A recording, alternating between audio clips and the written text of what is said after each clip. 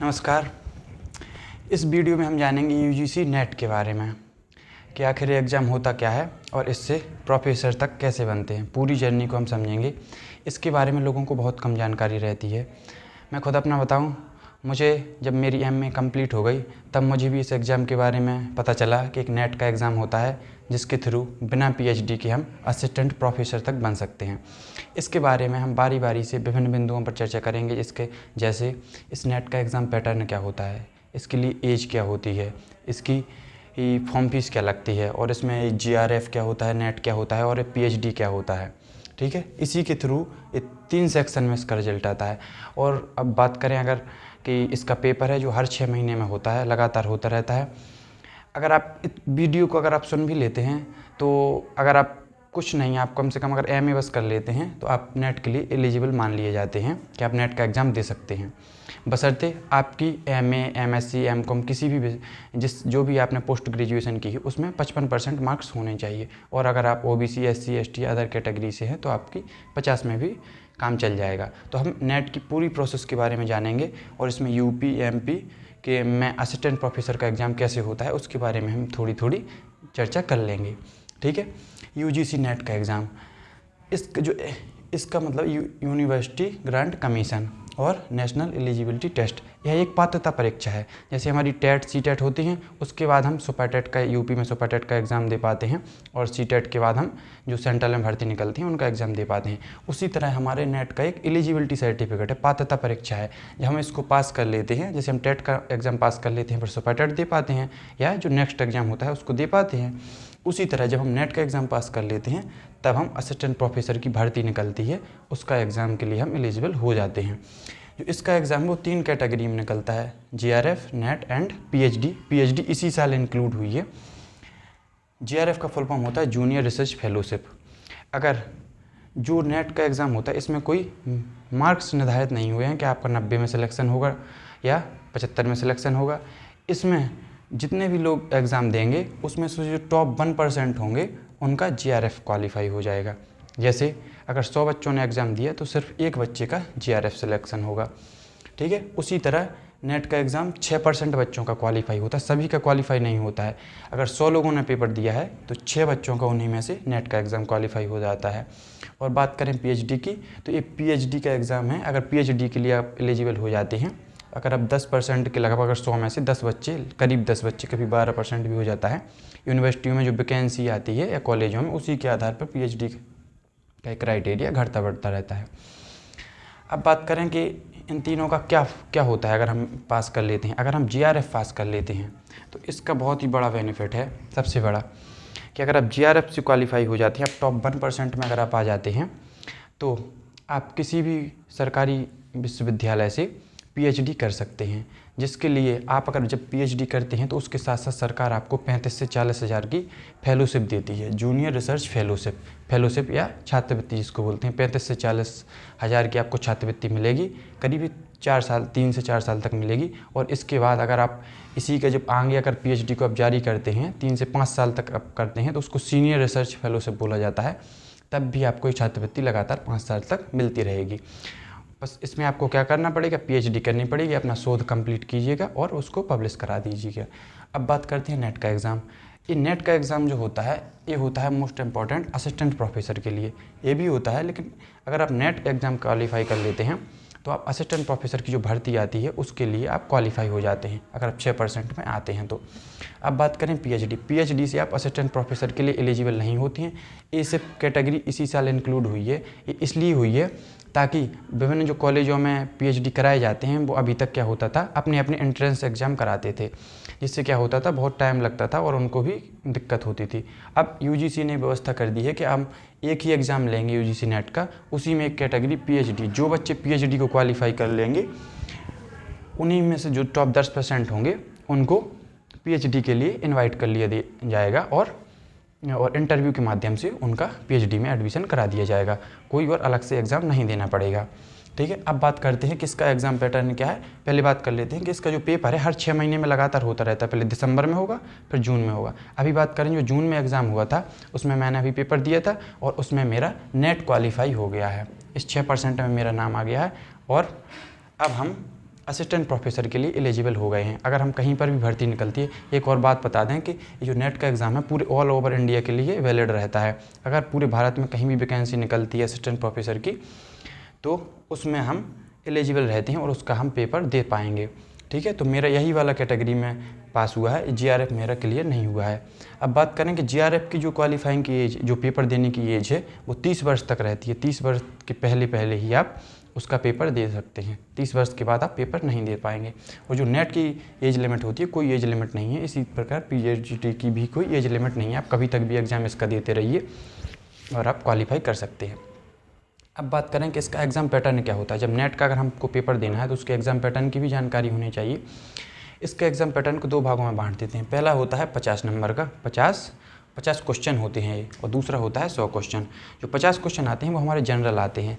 General में क्या आता है, जनरल में आते हैं, एक तो DI आता है, मैथ का जो डाटा इंटरप्रिटेशन होता है, जो आंकड़े होते हैं, आंकड़ों का एक आंकड़े वाले चार्ट वाले क्वेश्चन होते हैं, पाई चार्ट वाले, वो वाले आते हैं, वो 5 क्वेश्चन आते हैं। और एक इसमें भाषा का पैराग्राफ आता है हिंदी का, जो वो भी 5 क्वेश्चन आते हैं उसके। इसी के साथ में हमारे कंप्यूटर के क्वेश्चन आएंगे, कुछ रिसर्च के शोध के क्वेश्चन आएंगे, कुछ शिक्षण विधियाँ वगैरह आएंगे, कुछ रीजनिंग के क्वेश्चन आ जाएंगे, कुछ मैथ के 1-2 क्वेश्चन आ जाएंगे। इसी प्रकार जनरल सब कुछ मिला के इस सभी के समान रहता है। आपने किसी भी विषय से PG की हो या प्रास्नातक या post graduation, MA, MSc, MCOM कुछ भी किया हो, सबको आपको 50 क्वेश्चन जनरल के तो आएंगे ही आएंगे। अब बात करें 100 क्वेश्चन, 50 + 100 में बांटा गया है। 150 नंबर का पेपर होता है, एक साथ पेपर होता है। इसमें 3 घंटे का आपको टाइम मिलता है, एक साथ पेपर करा लिया जाता है एक ही बार में। 3 घंटे का आपको टाइम मिलता है। 100 क्वेश्चन आते हैं हमारे सब्जेक्ट के। जैसे हमने सब्जेक्ट में, मैं अपनी बात करूँ तो मैंने पॉलिटिकल साइंस, राजनीति विज्ञान से MA किया है, तो हमारे जो 100 क्वेश्चन आते थे वो पॉलिटिकल साइंस के आते थे। 50 क्वेश्चन जनरल तो वो सभी के आते हैं। इस 150 क्वेश्चन है हमारे 300 नंबर के रहेंगे, 300 नंबर के रहेंगे। अगर आप इसमें जितने लोगों ने पेपर दिया उसमें से आप टॉप 1% में आ जाएंगे तो जीआरएफ क्वालिफाई हो जाएंगे, और अगर 6% में आते हैं तो नेट क्वालिफाई हो जाएंगे। ठीक है, इसमें PG की बात करें तो आपको 55% मार्क्स होने चाहिए। अगर आप पोस्ट ग्रेजुएशन जिस विषय से आपने की उसमें आपकी 55% बननी चाहिए फाइनल टोटल मिला के। ठीक है, तभी आप इसका पेपर के लिए एलिजिबल रहते हैं। और ये बात करें, इसमें कोई नेगेटिव मार्किंग नहीं रहती है, कोई भी आपका नकारात्मक अंक नहीं काटा जा सकता है। इसकी फॉर्म फीस की बात और थोड़ी कर लेते हैं। जनरल वालों के लिए 1100 रुपये लगेंगे, EWS जनरल के जो होते हैं, और OBC वालों के लिए 550 रुपये, SC ST के लिए 275 रुपये लगते हैं।